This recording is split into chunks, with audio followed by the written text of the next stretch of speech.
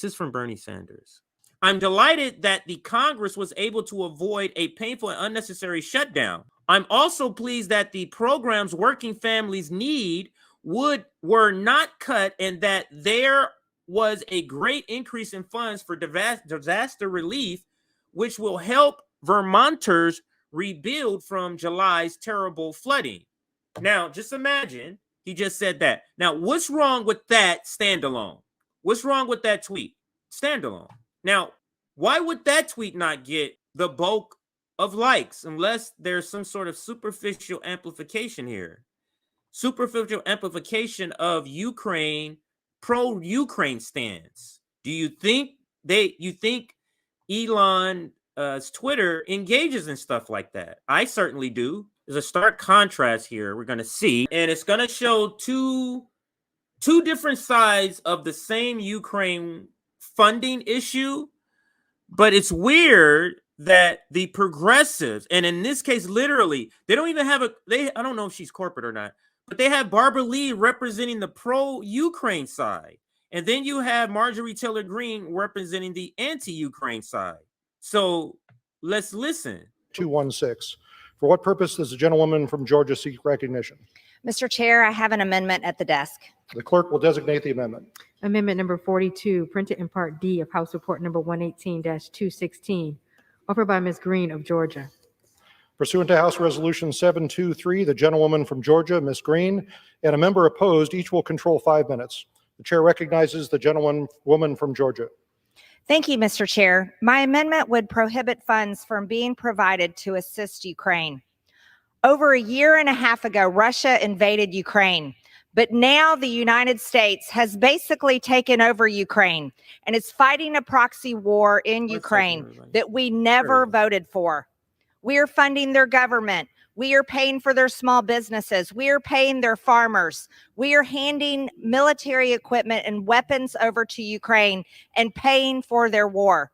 According to the congressional research, I do have the receipt to that, what she's saying here. Like, we're paying for everything. It's not just weapons.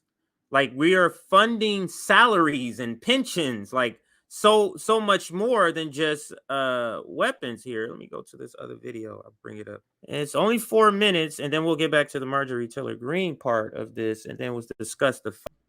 I wonder, like, based on their economy, how much are they getting paid? Like, if you were to translate it into US dollars here, are they getting paid more?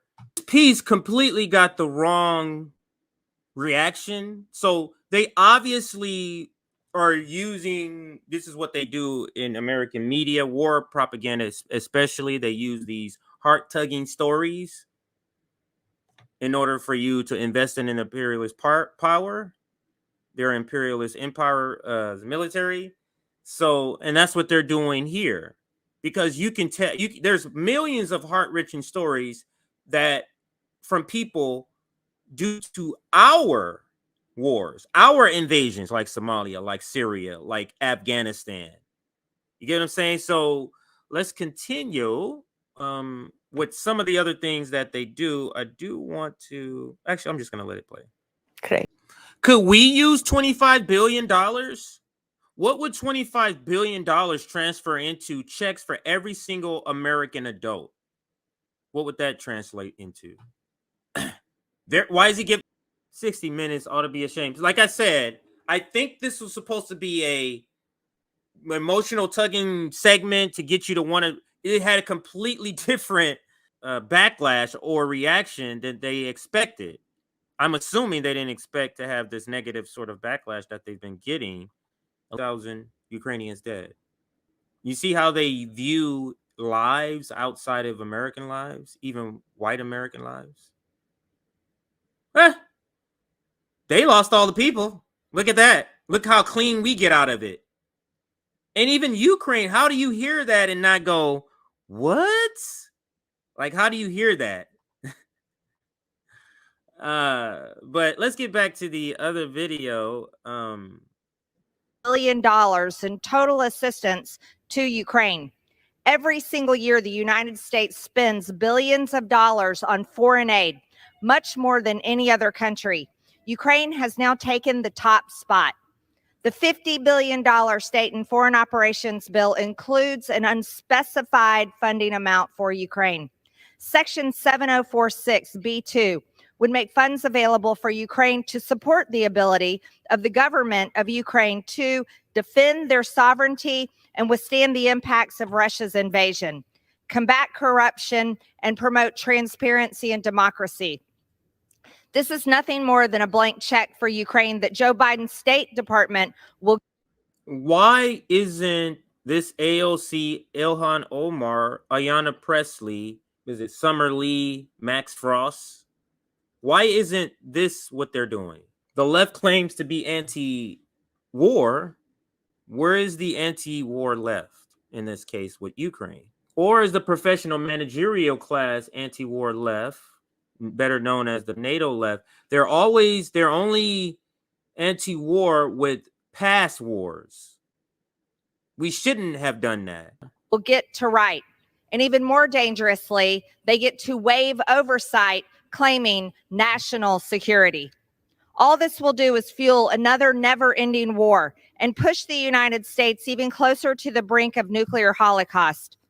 After Korea, Vietnam, Iraq, Afghanistan wars, haven't we had enough of taxpayer-funded state and foreign operations? She's calling out all the wars. They tell us we have to fight them over there so we don't have to fight them over here. Again, the question has to be asked, why is this not the squad? Why is this not the left arguing this point on the floor of the House? This is how a right populist, a fascist masquerades as a populist. So I'm separately. So a right populist, I said it wrong. So I meant to say, I'm not saying that, but I meant to say is that what happened to the anti-war left? That's the question that we've been asking on the more radical left. What is going on here? You're leaving an opening for people like Marjorie Taylor Greene and Matt Gaetz to appear like they're really anti-war. And I don't understand how people like AOC don't see that. Like Bernie, I don't understand how they don't see that. But let's continue. But paying for wars in foreign countries will eventually have consequences on our country. And we will bring the war to America. And we will end up fighting them here when countries have had enough of the United States. After a year and a half of being engaged in this conflict, the American people no longer support the additional assistance to Ukraine. My amendment will help stop this brutal war and help push for peace in Ukraine, which should be our ultimate goal. Mr. Chair, I reserve. Gentlewoman from California reserves. For what purpose does the gentlewoman from California seek recognition? I'm sorry. Georgia reserves. For what purpose, Ms. Lee, do you seek recognition? I rise in strong opposition. It's trippy. So you go from Georgia to California, which is supposed to be the most progressive state or one of the most progressive states along with New York. You go from Georgia to California, but somehow Georgia is the Georgia state rep is the one who's repping the anti-war part. And the Cali lady is representing the pro-war. Listen to this. She don't just say, she says, I strongly. Does the gentlewoman from California seek recognition? I'm sorry. Georgia reserves. For what purpose, Ms. Lee, do you seek recognition? I rise in strong opposition to this amendment. The gentlewoman strong opposition. Mr. Chairman, Russia's brutal and unprovoked attack on Ukraine is not just a threat. So Barbara Lee, Barbara Lee is deciding to use state propaganda, CIA talking points. Why are you saying unprovoked war? Why are you doing that? This is the progressive, right? All right. Let's listen. Yeah, this is heartbreaking. This is. I don't understand what has happened to the left. Just don't. Oh, let me hit it down here. Maybe threat to Ukraine and its neighbors, but to the world. If Russia succeeds in its aggression, other unprovoked attacks are inevitable. As my colleague, Representative Hoyer, said last week on the House floor, we are locked in a struggle between freedom and fascism, democracy.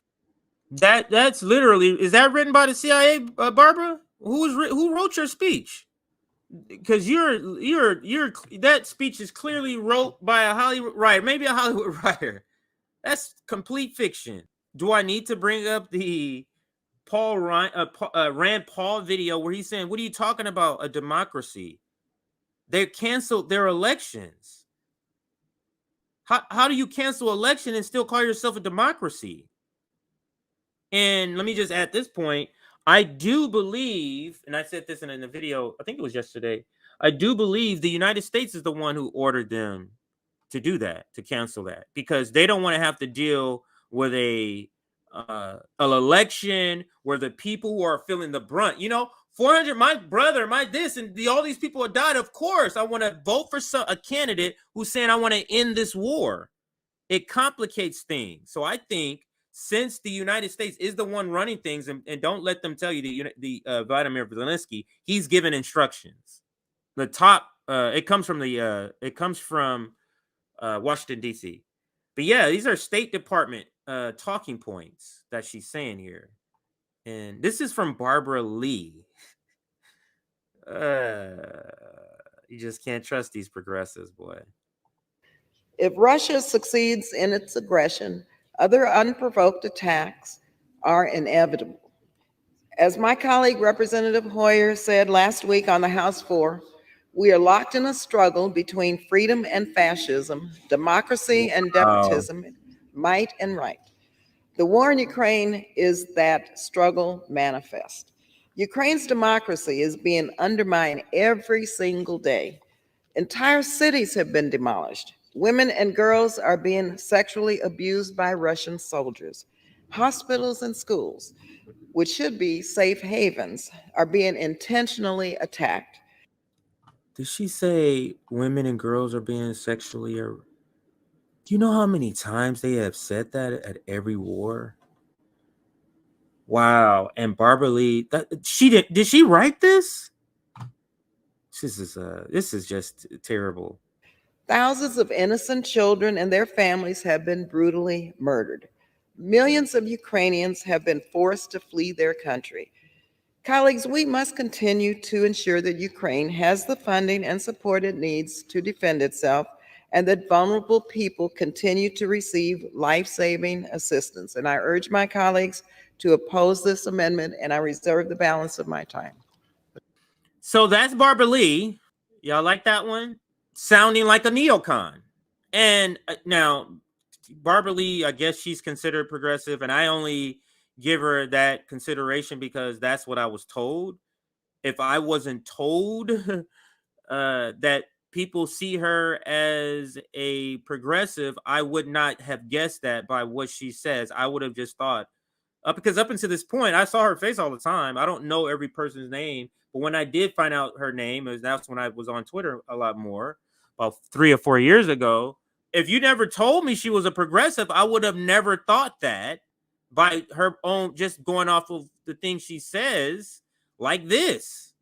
But the establishment is in a panic mode about this Ukraine funding, because the handful, I think it's more than a handful, I think it got up to, anyway, it's more than a handful of people.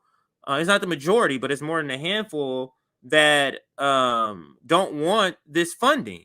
And I think the last time they voted on it, it was something like 100 and some odd Republicans who have voted against adding funding in Ukraine. This is in the House. So let's listen to this guy. This is John Kirby, liar in chief, or one of the liar in chiefs, John Kirby. And so I did want to show you sort of the panic in the establishment if this money, and this is what they were fearing about Republicans taking over the House. You've got your job cut out for you, John, whether you're going to get paid after a shutdown or not. I would say you're essential, but I mean, look at what's going to happen in a couple of days. President Vladimir Zelensky met personally with these senators just last week, and with a lot of the congressmen, although Kevin McCarthy wouldn't let him address all the congressmen as he had asked to. So what signal is that sending to Vladimir Putin? I think it sends a potential signal to Putin that all he has to do is bide his time, keep grinding out this counteroffensive, try to hold on to that occupied territory it has in Ukraine, and maybe Ukraine won't have the support that it needs to continue to succeed on the battlefield. Maybe America will walk away from this. Now, I think that's a flawed signal. Obviously, it's not a good signal, but I think it's flawed because I think we've seen terrific support in both houses of Congress and by both parties, quite frankly, for continuing to support Ukraine. And the leadership in the House, though there is a vocal minority in the House led by guys always like bipartisanship when it comes to leadership in the war. House also feels the same way. So we're going to keep working with members of Congress. We believe there's got to be a way forward here to continue to support Ukraine. But at the same time, right now, it's critical on the ground because the counteroffensive did not go as well as they expected or hoped for. So they're grinding it out, and every little bit helps. We're just getting the ATACMS to them. They still have to arrive. They have to be trained. They're expected to be very, very potent. But, you know, how does this match what's happening on the ground? Watching America like this. Your point's a good one. Every little bit does help. And we don't want to see this support to Ukraine dry up or affected in any significant way. And I think it's important for people to remember. And again, we believe we've got terrific support on Capitol Hill right now, but important for people to remember that that the United States is the largest contributor to Ukraine's battlefield success. And if we just walk away from this, and their success could absolutely be affected. Okay. You talked about the counteroffensive. That's not our problem. It is continuing as you and I speak. Yes, they are not going as far or fast as they want to go, but they are making some steady progress, particularly down in the South, Andrea. And we want to make sure that they've got all the means available to continue that steady progress. So a lapse in funding for Ukraine or any significant cut would absolutely have a negative effect on their ability to succeed. And in past spending fights, Congress passed bills protecting service members, but that hasn't happened yet this time. So our troops would be working without pay. What does that do to morale? Oh, it's a horrible blow to morale. I mean, these troops. We can pause it here because we know there's no shutdown, basically. So we can pause after. I did want to just show you that John Kirby part to show that there is this is before. There's more panic now that this hasn't gone through. This is right before when they thought there was going to be a shutdown. But she tried to press him, but didn't really press him. She's not that type to really press somebody. She just asked the question again. She tried to press him to get him to answer like what would happen, but he doesn't really answer that. He just talks about how it's a great need. But now let's go to this appearance here with Matt Gaetz on This Week with George Stephanopoulos. There we go. Stephanopoulos. There we go. So let's listen. There has to be an adult in the room. So are you going to do it? Or are you going to move to oust him? Kevin McCarthy's going to get his wish. I don't think the adult in the room would allow America to sit atop a $33 trillion debt facing $2.2 trillion annual deficits. I don't think the adult in the room would allow $8 trillion of this debt to come into refinancing at a higher level without serious spending cuts. And I don't think the adult in the room would lie to House conservatives. And that is exactly what Kevin McCarthy did. In January, to get the speakership, Kevin had to agree to certain guardrails on spending, and he had to agree to a process that would allow us to put some downward pressure on spending. Since the mid-90s, this country has been governed by revolving continuing resolution and omnibus spending bill. And what that means is that America's lawmakers take one up or down vote on the funding of the entire government. That is crazy. That is the reason we're $33 trillion in debt. We want to move to single subject spending bills. So he made that commitment. He broke it. And if at this time next week, Kevin McCarthy is still Speaker of the House, it will be because the Democrats bailed him out. I'm going to pause it. I'm going to rewind it because this part that he says here, I did want to discuss. I thought I was rewinding, but I hit the wrong button. Downward pressure on spending. Since the mid-90s, this country has been governed by revolving continuing resolution and omnibus spending bill. And what that means is that America's lawmakers take one up or down vote on the funding of the entire government. That part. What do you think of that? Like, an up or down vote, let's, there's thousands of things in a budget. Let's just say 100. Let's just narrow it down to just 100 and make it an easy number. 100 things, and you gotta go. You mean to tell me out of 100 things in the budget, there's not a disagreement? You just gotta go, well, if I want thing number 98, I gotta vote for the entire thing, even though it includes thing number 2. Why aren't they voting on these things individually? It's because they know it's certain things that the ruling class actually wants, the top things they want would not likely pass if they were standalone. And yeah, that's the point that I'm making here. Like because I'm being intellectually honest, I have to give credit to this guy, Matt Gaetz, because there isn't a left who isn't making, and I'm talking about the Ukraine stuff when he gets to that point, who isn't making a point about Ukraine, because they're gonna go into the Ukraine stuff in a second. And he doesn't back down. I'm the only one that believes this, whatever, I'm still doing it. I have a similar personality, so I can relate to that style.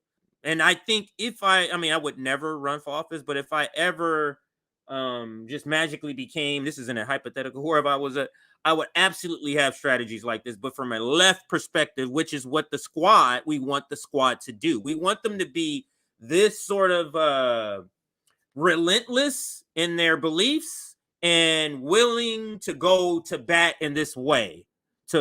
I'll throw a wrench in this whole damn thing. I don't get, to get this. So I agree with that sort of strategy. That is crazy. That is the reason we're $33 trillion in debt. We want to move to single subject spending bills. So he made that commitment. He broke it. And if at this time next week, Kevin McCarthy is still Speaker of the House, it will be because the Democrats bailed him out, and he can be their Speaker, not mine. So when do you make this move? So what he's saying is he has to have 218 votes. And if they don't vote for him, literally just the people who extracted those items from him, if they don't vote for him, there has to be Democrats that vote for him.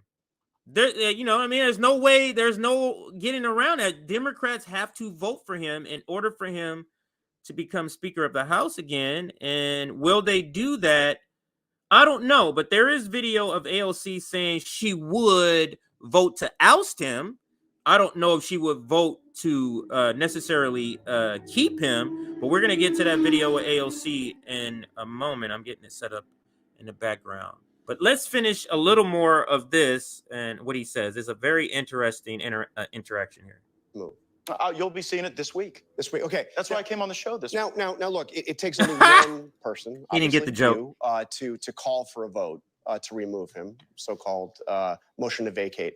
But you would need a majority to remove him, which means you're going to need Democrats to remove him. Do you really think that Democrats are going to vote to remove Kevin McCarthy because he made a deal with Democrats? No, I actually think Democrats are. I'm just telling you, AOC already said she would do it, and I'll bring that video up. I would insert it here, but let's finish out this, and then I'll bring that up because she literally says, yeah, I would definitely vote him out. So, yes, whoever this fill-in guy is. You're going to bail out Kevin McCarthy. So this is an exercise to show the American people who really governs you and how that governing occurs. So I'm on a mission to change it, where we're evaluating these bills independently. Kevin McCarthy is off making a secret deal on Ukraine as he's baiting Republicans to vote for a continuing resolution that doesn't include Ukraine. So the one thing Democrats, Republicans, the White House that we all have in common is that Kevin McCarthy at one point or another has lied to all of us. But if they want to keep him, then he belongs to them. So what he's saying, when he's saying they lied to all of us, because he's saying that the Joe Biden administration too, because he promised the Joe Biden administration that Ukraine funding would be in this CR. So if people don't really grasp how these CR, these continuing resolutions, they're literally just saying, so it's like a photocopy. Hey, I'm taking this sheet, it's a photocopy of something, and all we're doing is just keep photocopying it for the next year, photocopy it again for the next year, photocopy it again for next year, without re-examining what the budget is, without individualizing the items in the budget and voting on them separately. So I agree with that. I don't know. I'm not even in I agree with voting on things individually, because I would show as hell I'm not voting for any Ukraine funding, but I would vote for something else that, Head Start. But if you have Head Start money, now I got to vote for you. Like, nah. So I'm actually agreeing with this guy, Matt Gaetz, because we have a left that's so weak. But so you're not accomplishing anything here. I mean, that's not true. Well, you don't have the votes to remove. You see how the professional managerial clause always makes a win as the only thing that can be accomplished. What do you mean? He has to renegotiate in order to become, because the same thing happens. That he took 15 times to become the speaker. So all what's going to happen is Matt Gaetz knows he has a lock on a certain amount of people that prevents him from being the speaker if Republicans were the only ones voting for him. So you're either going to renegotiate what's happening and to bring these four or five Republicans back on board to reinstate you as speaker, or we're going to get a new leader. So this is what, now look at the version of this. If this was the squad, imagine this was AOC sitting here. Listen, Nancy Pelosi, now I'm going to play AOC right now.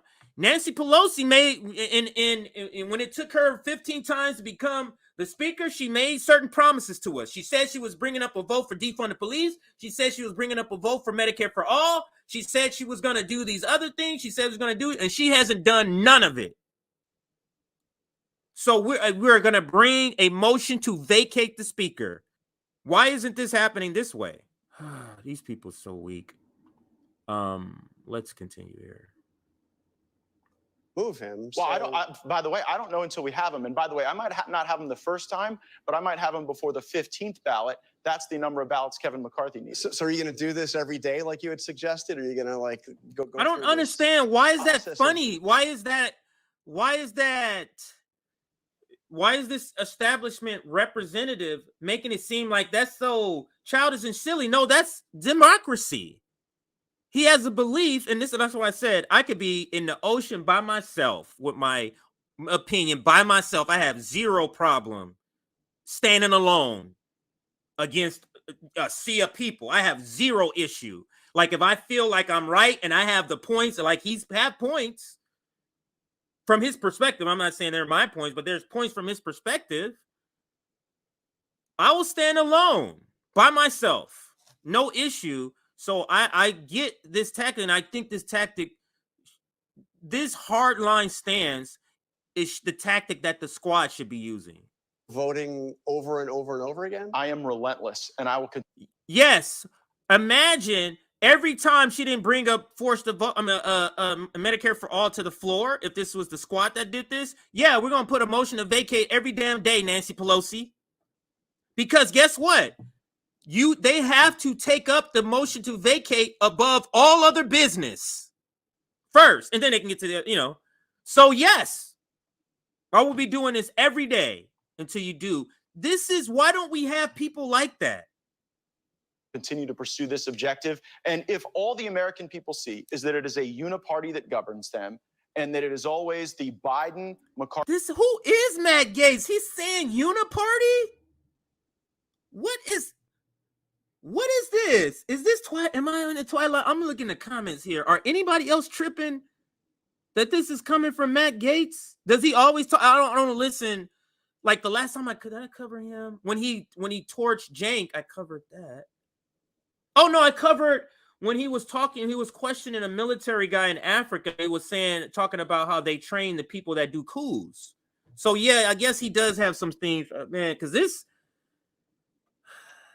this should be the squad doing this stuff here. But using this tactic, I should say. Let's continue. McCarthy, Jeffries government that makes dispositive decisions on spending, then I am seeding the fields of future primary contests to get better Republicans in Washington who will actually tackle these deficits and debts. I mean, if you somehow succeed after multiple tries, who would be the speaker? Well, we have a lot of talented people in our conference. Obviously, it's an awkward discussion while our number 2, Steve Scalise, is in treatment for blood cancer. So I'm not going to pass somebody over because they're getting a medical treatment. I want to see how Steve Scalise comes out of that. All right, I want you to listen to what Hakeem Jeffries said after the. Who cares? Let's hear from him. It was a victory for the American people. This guy is he's so terrible at speaking. He is awful. Like he has to be taking classes to get better or something. He is terrible at speaking. He has these long pauses. He doesn't know where to put emotion. He seems very robotic. And a complete and total surrender. You know what he seems like? He seems like an android who's trying to appear, who is amongst humans, who's trying to appear more human by giving emotion, but it doesn't seem authentic. It doesn't seem authentic. Yes, he's a zombie boy. Great description, John.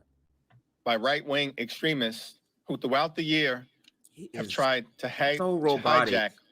Never seen anybody this bad. I guess you agree with part of that. You agree it was a total surrender? No, it wasn't a surrender by the MAGA wing. We lost. A defeat is not a surrender. There were 90 Republicans who voted against this bad defeat deal, is not a surrender. And we That's did true. not prevail because here's what I've observed in the 118th Congress on matters of frivolity or messaging bills. Kevin McCarthy is fine partnering with House conservatives, but whenever it comes to the money, right, the debt limit, the budget process, Kevin McCarthy's true coalition partner is Hakeem Jeffries. Why isn't the squad saying their version of this? Oh, Nancy Pelosi, she likes to pretend like she's with workers and likes to, but she likes to do that. But when it comes down to legislation, no. By the way, the one person being able to have a motion to vacate the speaker was ended by Nancy Pelosi. They brought it back. You faced some criticism from fellow conservatives on this, who say that you are the one that basically kneecapped McCarthy because he tried to do a bill that included changes in border policy. He tried to do a bill that would have cut some spending. This is what Eric Erickson said after the bill passed. Conservatives don't need to hear that. I'm going to go to AOC now. Let's go to AOC.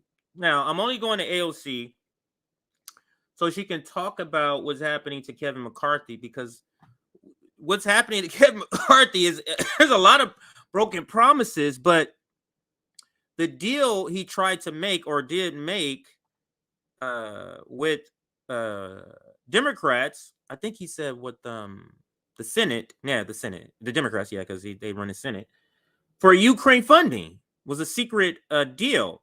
But let's go to AOC, and she goes on here to spin the shutdown, but I'm not playing the whole thing. I'm only playing the part where she talks about Kevin McCarthy voting him out as a receipt to the previous segment when he was like, "Are you thinking to get some Democrats to vote out Kevin McCarthy?" And yes, they will. Started Saturday expecting the federal government to shut down, but by the end of the day, it was still open. And they had made no concessions to the Republican majority to keep it that way. Joining us now, New York Democratic Congresswoman Alexandria Ocasio-Cortez. So, first of all, you just heard Congressman Matt Gaetz say he's going to move to oust McCarthy as Speaker this week. If a motion to vacate the chair comes to the floor, how would you vote? Well, my vote beginning this term for Speaker of the House was for Hakeem Jeffries, and I do not intend on voting for a Republican Speaker of the House, but I believe that it's up to the Republican conference to determine their own leadership and deal with their own problems. But it's not up to Democrats to save Republicans from themselves. This is a totally off-topic question. I should have asked it before we got started. Is AOC pregnant? Somebody in this video, because this video is from my account, I posted this video, and maybe I'll go to the comment later. They said they were talking about how she's obviously pregnant.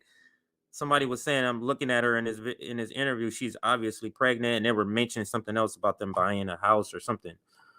Anyway, so I just throwing that out there. If anybody knows, I'll throw your comments up if you know anything or heard anything about that. Especially. So do you think that there will be any Democrats that might vote to save McCarthy? I mean, I certainly don't think that we would expect to see that unless there's a real conversation between the Republican and Democratic caucuses and Republican and Democratic leadership about what that would mean. But I don't think we give up votes for free. And but would you vote to vacate? Would you vote to get rid of McCarthy as Speaker? Would I cast that vote? Absolutely. Absolutely. I think Kevin. Absolutely. So Actually, I think if they don't get enough votes to vacate, then he remains. If they get enough votes to vacate, then it goes back to the negotiating part. So I kind of didn't misspoke, but I didn't say it the right way. So just to correct the way I said it, because I just had a flashback on how I said that. Let's continue. She goes on to say why she would vote against Kevin McCarthy. McCarthy is a very weak speaker. He clearly has lost control of his caucus. He has brought. Isn't that rich that the person who refused to force a vote is calling the speaker who had forced a vote pushed on him, calling him weak? You mean the thing that you could have made Nancy Pelosi weak? But I guess you see making her weak is a bad thing. But making a person who's corrupt weak, I would say, is a good thing. Let's see if she says any more, and then we'll move on to another receipt. The United States and millions of Americans to the brink, waiting until the final hour to keep the government open, and even then only issuing a 45-day extension. So we're going to be right back in this place in November. And, I think that our main priority has to be the American people and what's going to keep our governance in a cohesive and strong place. But unless Kevin McCarthy asks for a vote, again, I don't think we give something away for free. Yeah, I mean, I've heard your fellow squad. So she's saying not for free. She's like, I ain't giving my vote away for free, sir.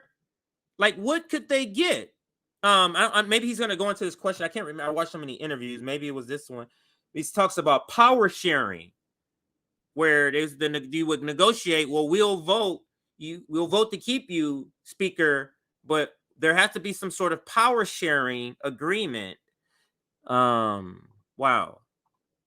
That would be, and then he would technically be the speaker for the Democrats. That would be technically because the Democrat vote for him. So I guess that would be technically true that Matt Gaetz said. Ilhan Omar say Democrats should only support McCarthy in exchange for a 50-50 power sharing agreement. Oh, so it was this interview. I mean, I think when it comes to power sharing, we will discuss that as a caucus and what we would finally accept or not. But again, it comes at a price. You don't just vote for a Republican speaker for nothing. That's not what we're elected here to do. We're elected here to make sure that we raise the minimum wage to a living wage, to make sure.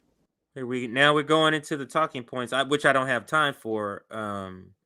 Technically, or even if I had the time, I don't have the time for it. If you get what I mean, if I had the time. But let's go to a couple of other receipts here. In your opening, we're really talking about two separate things. And let's be perfectly clear.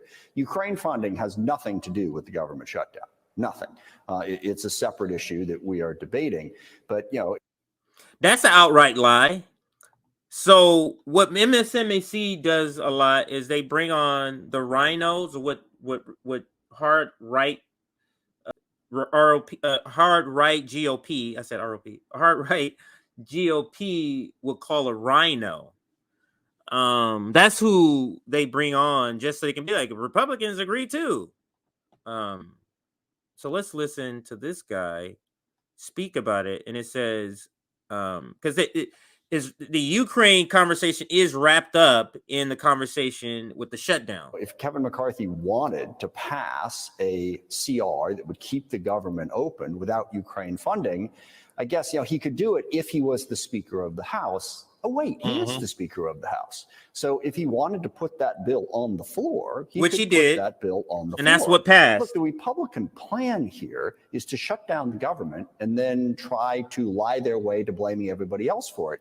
The House has not. So this is a Democrat, he's not a Republican. This is a Democrat, sounds just like a Republican, because again, I got to keep thinking it's the opposite when we're talking about support.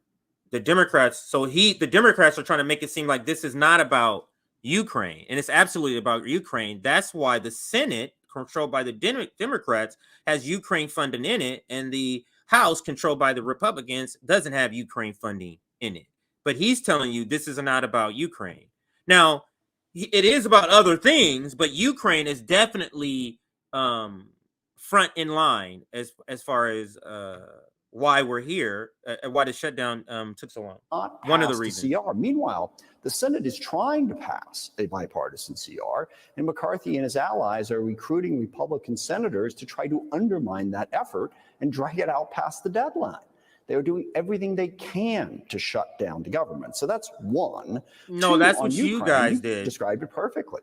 The Republican Party doesn't exist anymore. There is the cult of Trump. And the cult of Trump heard from their leader that we are not supposed to support Ukraine. So they're not supporting Ukraine. Now why? So it's just simply because a cult leader told us, or told them, the Republicans, because I'm against this war too, but told the faction of against the Republic that's against the war that are part of the Conservative Party. He just told them that they don't have any basis in their reasoning behind it. They don't give you the reasoning, which, I mean, you're part of Congress. You see Marjorie Taylor Greene has been on the floor. I just played that.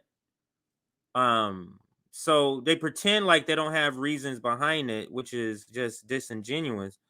Let's watch some more. Trump is doing that. We could speculate, but the Republican Party is caving to what Trump wants, and they are going That's to just help ridiculous. Putin slaughter Ukrainians as a result. And let me one final point on this. There are a lot of Republicans, I think of Mike McCall and Don Bacon and Michael Turner, who say they support Ukraine. This is a Democrat. This is a Democrat. I'm going to rewind that. Just over the top propaganda. This is a Democrat. Democrats are the war hawks. One final point on this. There are a lot of Republicans, I think of Mike McCall and Don Bacon and Michael Turner, who say they support Ukraine.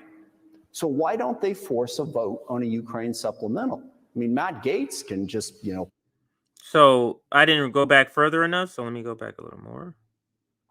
It was here. Putin slaughter Ukrainians. There we go. I didn't go back 2 more seconds. This line, Putin slaughter. This line, though, is quite astonishing for him to say. The Republican Party is caving to what Trump wants, and they are going to help Putin slaughter Ukrainians as a result. And let me one final point on this. Now, he's saying not funding them will help Putin slaughter Ukraine. Haven't we been funding them, and isn't Putin slaughtering Ukraine? Isn't it to the tune of 400,000 dead Ukrainians? That's the unofficial numbers that the State Departments don't have that number, but that's the actual number. I think that's one of the numbers I've heard, the highest number I've heard. But this is so weird, and it goes to the title, the fight over Ukraine. Like, this is just bizarro world. Usually, it's the Democrats that's going no to war. At least having the rhetoric, even if their vote doesn't match. There are a lot of Republicans, I think of Mike McCall and Don Bacon and Michael Turner, who say they support Ukraine. So why don't they force a vote on a Ukraine supplemental? I mean, Matt Gaetz can just, pull the puppet strings and make the House do whatever he wants. He's one person. All these people who claim they support Ukraine aren't doing it. We have the votes. We have over 300 votes to support Ukraine.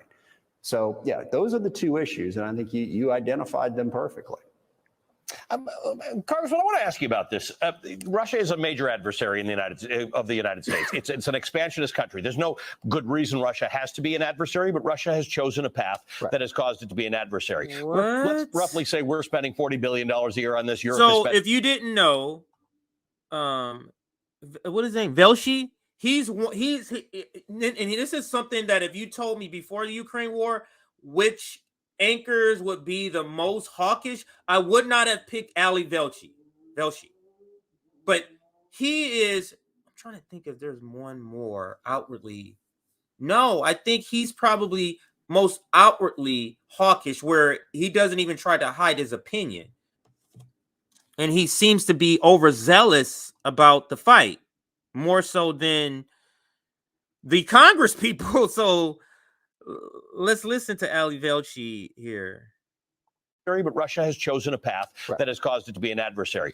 Let's roughly say we're spending $40 billion a year on this. Europe is spending $40 billion a year on this. Every one of those missiles that works to intercept a Russian hypersonic missile is an American-made missile. There are foundries in America working 3 shifts to try and keep everybody supplied with the stuff that they need, and not a single American soldier needs to be on the ground. Someone else is putting their lives on the line to hold off America's chief adversary right now. Where are Republicans on this?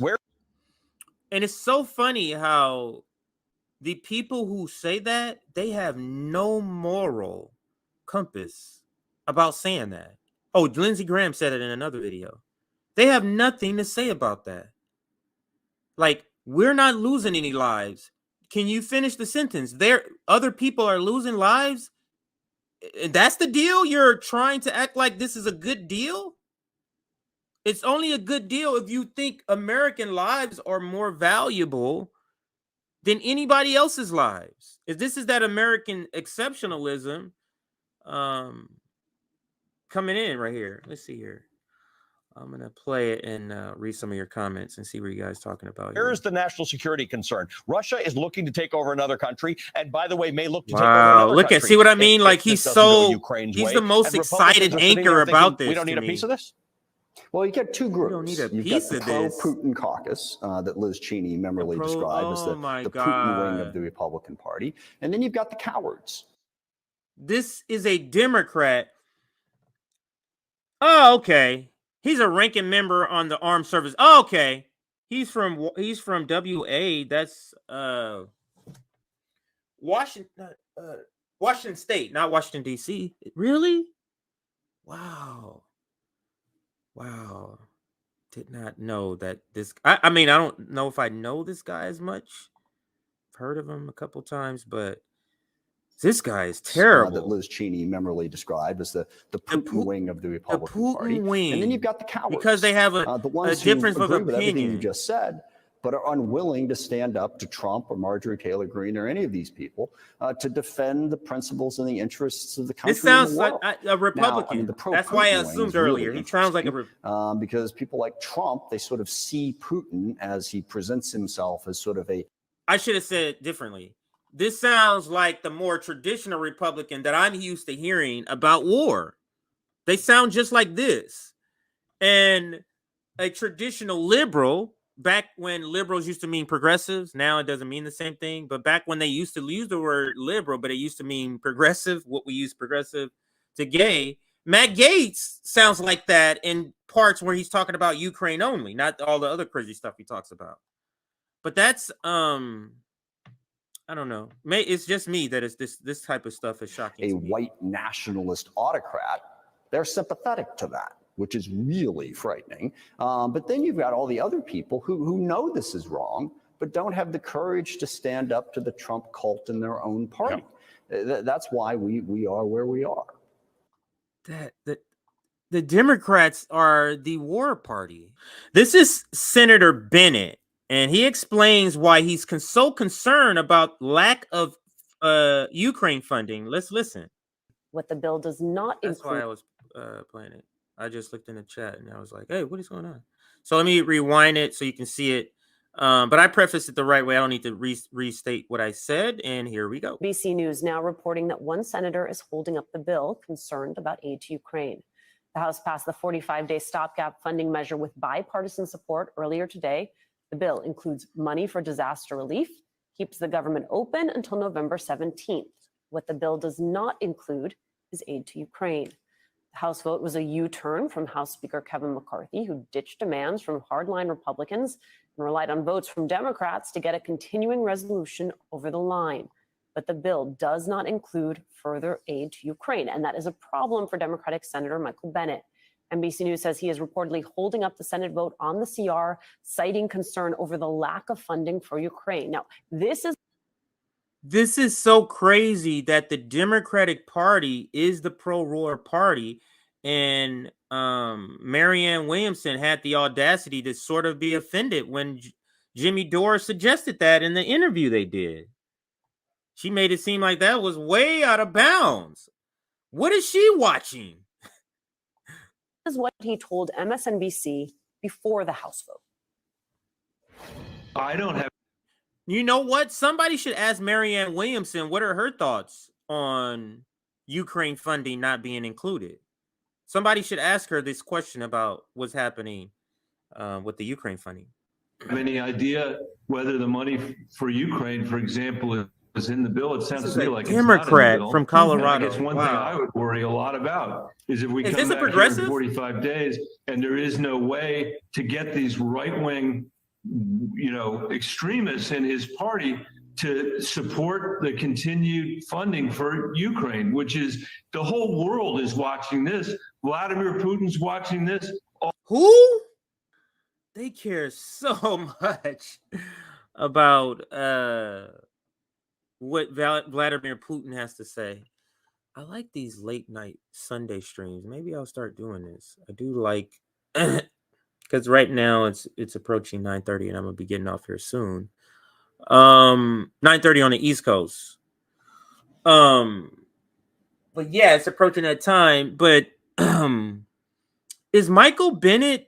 Is he considered a conservative? I'm trying to think because I don't think Colorado's didn't they end qualified immunity in Colorado? Aren't they kind of progressive a little bit or no?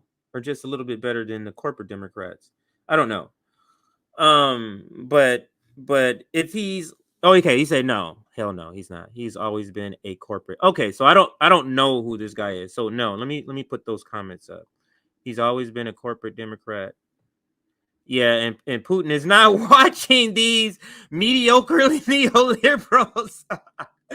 That is true. He's not watching you guys, so don't flatter yourselves about this. Now, he might get a report about it. But all of our allies in Europe and Asia are watching this. Xi Jinping is watching this. And these guys can't even do the basic work of governing. This is a guy who took 15 votes or something like that to promise his life to the most extreme parts of his party. And now he's gone through that kind of nonsense again. And here we are. Once the Senate takes up the bill, it will have to be signed by the president again. The clock is ticking. You can see that on the side of your. So he's concerned. So this was what was happening in between when the House had already passed it and when the Senate hadn't taken it up. So we didn't know what the Senate was going to do at this point when he's making this, and he's mad. Like, what the heck is going on? Now, this is a video that kind of just goes over. I'll pop it up right now. Lawmakers are already working on ways to keep supporting Ukraine by way of a separate bill. Separate bill now they're talking about to get Democrats on it. They're going to get you some money. They're going to get Ukraine and all their corruption, some of our money over there. They want to make sure they get it. I'm going to rewind it. Lawmakers are already working on ways to keep supporting Ukraine by way of a separate bill. ABC's White House correspondent Mary Alice Parks is on the North Lawn with more. Good morning to you, Mary Alice. There is a real political fight here over Ukraine. Absolutely. Gio, the White House had been telling us for weeks that they were sure they were going to get more funding for Ukraine before this deadline. So the fact that that got stripped out of this final deal was a big blow. Top defense officials from the White House had been lobbying Congress hard these last few weeks to make sure that there would not be any lapse like this. And we do not know yet what effect, if any, this might have on the battlefield. The Pentagon now has to wait to hopefully get new authorization. Remember, it was just 9 days ago that President Zelensky was here in Washington getting support in the Oval Office and on Capitol Hill trying to make his case. Now, the White House last night did get those very public commitments from both Democratic and Republican leaders in the Senate that they would still get this done. But that's the Senate. The question now becomes if and when McCarthy will bring a vote to the House floor. Even if he knows it will pass, we're back to that question of how much he listens to those hardliners in his conference who say they are not interested in more aid to Ukraine. The president last night said that he expects McCarthy will keep his commitments to Ukraine, but he also blasted House Republicans for letting it get so close to the wire. Janae saying we should have never been in this position. And a tough position that Kevin McCarthy finds himself in. Mary Alice, thank you. Hi, everyone. George Stephanopoulos here. Thanks for checking out the ABC. Man. Bizarre world. Anyway, I didn't really have much commentary on. I mean, I did have commentary, but it felt like it was going to be somewhat repetitive. But there is one point. Let me I'm looking for the little scroll button. There is one point, I think it's right about here, that they make that I wanted to talk about. I think it's here. To hopefully get new authorization. Remember, it was just 9 days ago that President Zelensky was here in Washington getting support in the Oval Office and on Capitol Hill trying. And so that to me says that they had a heads up that, I mean, they did know, because I remember when before the Republicans took the House, this was one of their talking points. They didn't use it as much, but it was one of their talking points that they used, that if the Republicans take the House, then Ukraine funding is up in question. So they knew that. So ahead of this sort of shutdown, they planned this guy and had him come out to try to, put pressure on them, on those in the House, to give him more money, but it didn't work. And I'll let it play a little more. I guess I can give a little more comment. Trying to make his case. Trying to give something different than I said before. Now, the White House last night did get those very public commitments from both Democratic and Republican leaders in the Senate that they would still get this done, but that's the Senate. The question now becomes if and when McCarthy will bring a vote to the House floor. Even if he knows it will pass, we're back to that question of how much he listens to those hardliners in his conference who say they are not interested in more aid to Ukraine. The president last night said that he expects McCarthy will keep his commitments to Ukraine, but he also blasted House Republicans for letting. So that's the part where they said how he broke promises to Joe Biden, because he promised Joe Biden to keep that money in the bill, or have that money for Ukraine in the bill.